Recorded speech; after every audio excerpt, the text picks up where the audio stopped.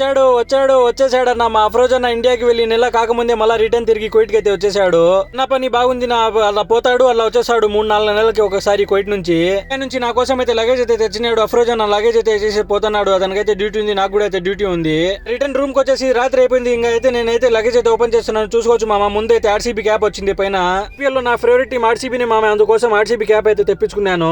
తర్వాత daily use కోసం అయితే ఈ 2 క్యాప్లు అయితే తెప్పించుకున్నాను మామ. చూసుకోవచ్చు దీనిపైన చిచితా అయితే ఉంది, దీనిపైన దుబాయ్ అనేది రాసి ఉంది. టెంపరేచర్ చూసుకుంటే 50 పైన అయితే పోతుంది మామ, ఎండ అయితే దూంచేస్తాను, అందుకోసం తెప్పించుకున్నాను. తర్వాత ఈ చెప్పులు అయితే తెప్పించుకున్నాను మామ. చూసుకోవచ్చు ఈ చెప్పు ఎంత ఉందో, ఒకటి 1/2 కిలో పైనే ఉంది.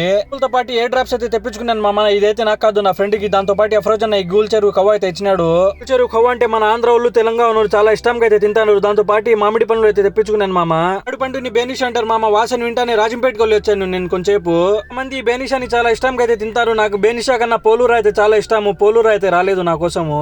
మామ చూసుకోవచ్చు నాకు ఏమేమి లగేజ్ వచ్చినాయో. ఇంకా అయితే ఆర్సీబీ మామ బ్యాక్ టు బ్యాక్ 2 కప్లు అయితే కొట్టింది ఈ సంవత్సరము పోయిన సంవత్సరము. క్యాప్స్ అయితే నేను పెట్టుకొని చూశాను. కామెంట్ లో అయితే చెప్పండి నాకు ఏ క్యాప్ సూట్ అయిందో. ఇంట్లో పని చేస్తున్న ప్రతి ఒక్కరు క్యాప్స్ అయితే యూజ్ చేయండి మామ, ఎందుకంటే కువైట్ లో ఎండ చాలా ఎక్కువ అయితే ఉంది.